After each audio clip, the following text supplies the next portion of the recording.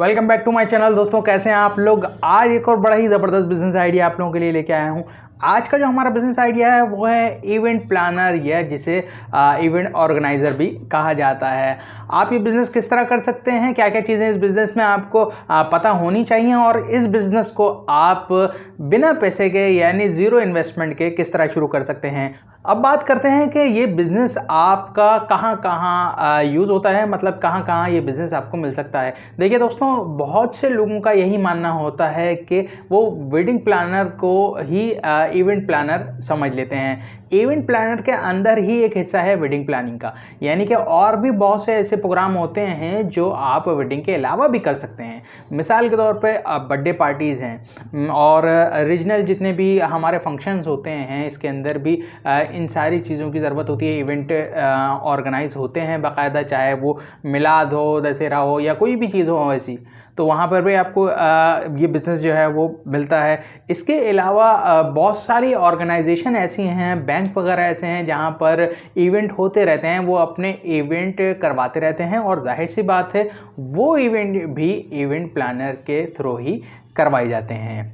अब बात करते हैं कि इसके अंदर कितनी कैटेगरी हैं, यानी इवेंट प्लानर के अंदर भी आपको 3 कैटेगरीज मिलती हैं बेसिक।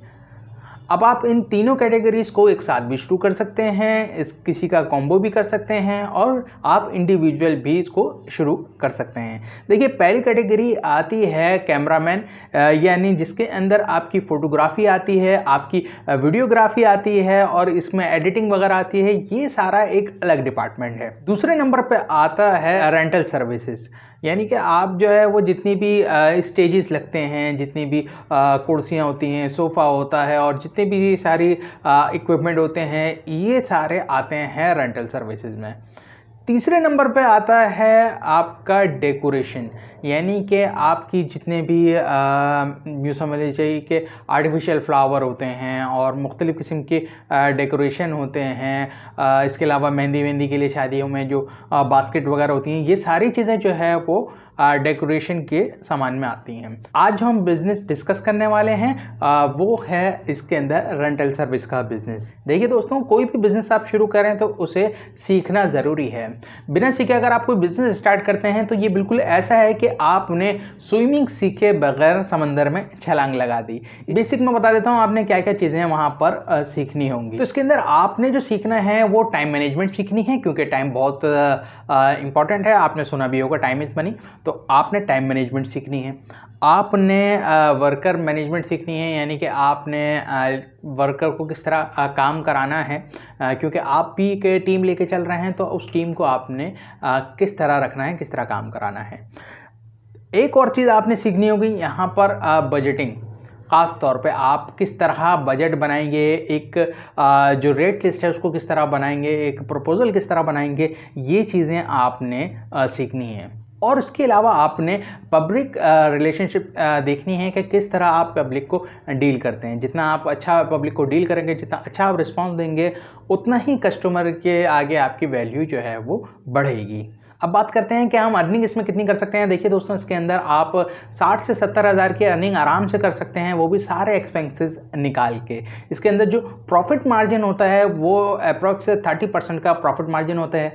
अब आप ये कहेंगे कि हम तो अभी जो बिज़नेस डिस्कस कर रहे हैं वो सर्विसेज हैं और सर्विसेज के अंदर तो 100% प्रॉफिट मार्जिन होता है। बट दोस्तों, जितनी भी आपकी ट्रांसपोर्टेशन है, जितनी भी आपकी लेबर है, इन सारी चीज़ों को निकाल के आपको 30 to 40% मिलता है। और इसी के साथ साथ इन्वेस्टमेंट की बात की जाए तो इन्वेस्टमेंट आपको 2 से 3 लाख की इन्वेस्टमेंट चाहिए होगी, जिसके अंदर आप ये बिज़नेस को स्टार्ट कर सकते हैं, रन कर सकते हैं और इसमें आप 60 से 70 हज़ार रुपये, जैसे मैंने आपको बताया, कि आप कमा सकते हैं। अब ये डिपेंड करता है आपके अपने स्किल्स के ऊपर, आपकी पब्लिक डीलिंग के ऊपर। इसी के साथ साथ हम बात करते हैं कि इसके अंदर लॉस क्या क्या है, क्योंकि हर बिज़नेस में हमने देखा है कि लॉस होते हैं। इसमें क्या क्या लॉस होने के चांसेस हैं। देखिए दोस्तों, इसके अंदर लॉस होने के चांसेस बहुत कम है। लॉस आपको कहाँ पर होता है मैं आपको बताऊं। मिसाल के तौर पे कोई ट्रेंड ट्रेंड फॉलो हो रहा है और आपने उसका सामान ले लिया। अब वो ट्रेंड जो है वो ट्रेंडिंग से उतर गया, वो चीज़ ट्रेंडिंग से उतर गई, तो अब वो सामान आपके पास जो है वो रखा रहेगा, यानी कि 1-2 इवेंट के अंदर वो काम में आया, उसके बाद वो रखा रहा। अब इस लॉस को कवर किस तरह किया जाता है मार्केट के अंदर? इस लॉस को बिल्कुल इस तरह कवर किया जाता है बहुत ही अच्छे अंदाज में कि हम उस चीज़ को रीडेकोरेट कर देते हैं, यानी कि उस चीज़ पे हम उसका डिज़ाइन जो है वो चेंज कर देते हैं। उसका डिज़ाइन चेंज करके वो दोबारा से आपके यूज़ के काबिल हो जाती है और वो दोबारा से आपके इस्तेमाल में रोलिंग में आना शुरू हो जाती है। अब बात करते हैं कि हमें क्या क्या चीज़ें इसके अंदर रिक्वायरमेंट होगी। देखिए दोस्तों, पहले तो वो सारी चीज़ें हैं जो आप सेटअप लगा रहे हैं, स्टेज वगैरह, टेबल, कुर्सी और सो ऑन, ये जितनी भी चीज़ें हैं आपकी पहली तो रिक्वायरमेंट ये है, ठीक। उसके बाद आपको इन चीज़ों को रखने के लिए एक वेयर हाउस भी चाहिए होगा, गोडाउन भी चाहिए होगा, जो आप यकीनन किराए पे लेंगे। अगर आपके घर में इतनी जगह है तो फिर वेल एंड गुड, आपका जो है वो रेंट बच जाएगा, वरना आपको रेंट पे एक जगह लेनी पड़ेगी जहाँ पर आप ये सारी चीज़ें रखेंगे।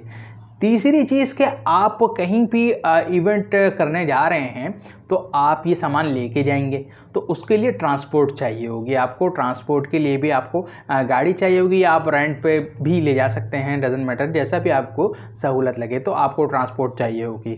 चौथी चीज़, आपको मेन पावर चाहिए होगी। तकरीबन 4 से 5 बंदे आपको चाहिए होंगे वहाँ पर इवेंट को ऑर्गेनाइज करने के लिए, सामान लगाने वगैरह के लिए। उसके बाद आता है एग्रीमेंट। आपके पास एग्रीमेंट जो है वो होनी चाहिए जो आप साइन करवाएंगे, जैसा मैंने आपको पहले बताया। इसके अलावा आपके पास रेट लिस्ट होनी चाहिए अपनी, यानी कि प्रपोजल होने चाहिए, मुख्तलिफ प्रपोजल जो आप कस्टमर के सामने पेश कर सकें। और आपके पास एक कैटलॉग होनी चाहिए जिसके अंदर आप अपने जितने भी प्रोग्राम हो रहे हैं उनकी एक कैटलॉग बनवाइए आप, और वो रिकॉर्ड में रखते जाइए। अब बात करते हैं मार्केटिंग की। यहाँ तक तो आपको बात समझ में आ गई कि किस तरह आपने इस बिज़नेस को स्टार्ट करना है और किस तरह आपने इसको कैरी करना है। बट मार्केटिंग दोस्तों बहुत ज़रूरी है, और आजकल जैसे आपको पता है सोशल नेटवर्क का दौर है, सोशल मीडिया जो है वो छाया हुआ है, तो आपने सोशल मीडिया के ऊपर भरपूर मार्केटिंग करनी है। तो आप इवेंट करते हैं तो आपने उसकी फ़ोटोज़ और वीडियोज़ वगैरह ले लेनी है, और वो आप सोशल मीडिया पे डाल के अपनी एडवर्टाइजमेंट अच्छी तरीके से चला सकते हैं। एक और चीज़ बता दूं मैं दोस्तों, यहाँ पर पेमेंट शेड्यूल जो होता है वो आप 50% जो है आपको ऑन बुकिंग मिलता है, और 50% आपको ऑन इवेंट, यानी कि जिस दिन इवेंट होगा उस दिन आपको मिल जाता है। अब बात करते हैं कि आप ये बिज़नेस ज़ीरो इन्वेस्टमेंट में किस तरह कर सकते हैं, यानी कि विदाउट मनी आप ये बिज़नेस किस तरह स्टार्ट कर सकते हैं। दोस्तों वो भी बहुत आसान है। आपने करना क्या है कि आप जो ट्रेनिंग करने के लिए जिस इवेंट प्लानर के पास जा रहे हैं वहाँ से आप उस इवेंट प्लानर से टाई अप कर सकते हैं। यानी देखिए, उन्हें भी बिजनेस चाहिए, उन्हें भी पैसा चाहिए, आपको भी पैसा चाहिए। आपने करना क्या है कि आपने उनकी प्रोफाइल लेनी है, उनसे टाई अप करना है, उनकी प्रोफाइल लेनी है और मार्केट में कस्टमर को शो करानी है। उसके ऊपर अपना कुछ पैसे रख के आप कस्टमर से डील कर सकते हैं। और इससे होगा क्या, देखिए इससे आपकी वर्थ बढ़ेगी, जो प्लानर है उसका भी बिजनेस बढ़ेगा, क्योंकि उसके पास पूरी टीम मौजूद है। बात समझ रहे हैं? आपके पास टीम अगर नहीं, क्योंकि इन्वेस्टमेंट नहीं है तो आप टीम में अभी नहीं बना सकते, आप सेटअप नहीं बना सकते। उसके पास ये सेटअप मौजूद है, वो ज़रूर आपसे जो है वो इस तरह काम करेगा। और बहुत से लोग सिर्फ इस तरह, यानी कि सिर्फ रेफरल के तौर के ऊपर काम कर रहे हैं, जिनके पास अपनी कुछ इन्वेस्टमेंट नहीं है, जो इवेंट प्लानर हैं उनसे उन्होंने टाई अप किया हुआ है और वो बहुत अच्छा काम कर रहे हैं और लाखों रुपए कमा रहे हैं। तो दोस्तों आप भी इस तरह काम कर सकते हैं। एज अ मिडिल मैन आप यूँ कह सकते हैं कि आप ये काम स्टार्ट करेंगे और उसके बाद आहिस्ता आहिस्ता आप अपनी टीम बना लेंगे। तो मुझे उम्मीद है कि आज का वीडियो आपको, आज का बिजनेस आइडिया आपको ज़रूर पसंद आया होगा। अगर पसंद आया तो लाइक ज़रूर कीजिएगा और अपने उन दोस्तों के साथ ज़रूर शेयर कीजिएगा जो चाहते हैं बिज़नेस करना, या जिन्होंने सोचा हुआ है कि वो लाइफ में कोई ना कोई बिज़नेस ज़रूर करेंगे। नेक्स्ट वीडियो में बहुत जल्द मिलते हैं। अपना बहुत ख्याल रखिए। Take care.